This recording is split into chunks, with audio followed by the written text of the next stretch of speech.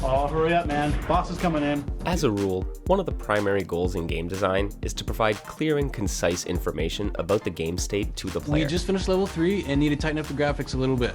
There are certainly situations where you'd want to limit what information the player sees. Horror games might obscure a player's vision with fog or darkness to create a sense of tension or danger. Combat games might have cloaked enemies or hidden traps to increase difficulty or modify the pace of play. But players depend on the information provided to actually interact with the game in a meaningful way. Any obfuscation should complement the player's experience, or modify play to offer a unique design space for them to explore. There's an expectation that essential information be provided at a base level. And it's well-founded. We're these three-dimensional beings interacting with a virtual world through a two-dimensional display using imperfect controllers. Our brains need to work at these interactions.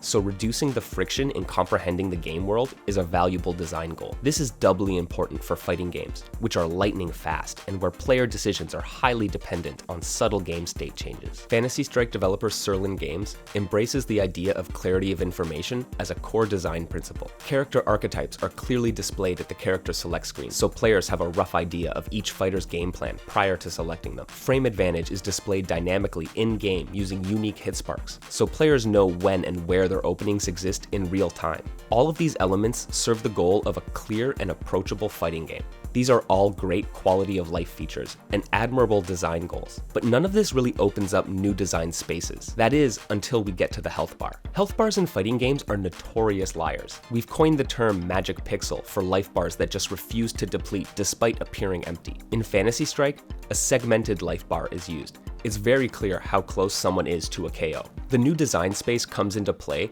when the health bar starts to intersect with another mechanic in the game: chip damage. This is a system that allows players to deal small amounts of damage to defenders even though they're successfully blocking. Fighting games can have health values in the hundreds or thousands. Fantasy Strike ranges from 5 to 8. If you allow chip damage to take a full life segment, it could be a devastatingly powerful tool. So instead, chip damage works in stages. Only a subset of your attacks can cause chip damage, and landing one of those attacks will cause a pip of health to flash slowly after one hit, then faster after a second, and finally breaking on the third hit. This, by itself, is a fairly interesting interaction. Perfect defense won't offer you immunity from damage, but you aren't going to be unduly punished. The attacker, meanwhile, isn't able to land a hit, but is applying pressure. And so now they're rewarded with some damage. Most fighting games have some variation on chip damage that serves a similar purpose, but the design choices in Fantasy Strike ripple further still. Instead of allowing the attacker to have a persistent advantage, there's a cooldown on the flashing stage of chip damage. After a brief period of not taking damage, the flashing will stop, indicating that the chip damage cycle has been reset. This cooldown won't occur if the defender is still in block stun though, so the attacker can use non-chip attacks to maintain the duration of the flashing chip. This offers both players agency in the interaction and further enriches the design space. The decision to segment player health for ease of readability hasn't finished influencing how players interact though. While successfully landing an attack will deplete some health and reset the chip counter, throws will deal that damage and allow the chip to persist. This offers players the chance to develop some really interesting strategies that can force the opponent's hand, since the risk of chip damage, or worse yet, a checkmate scenario, become very real threats.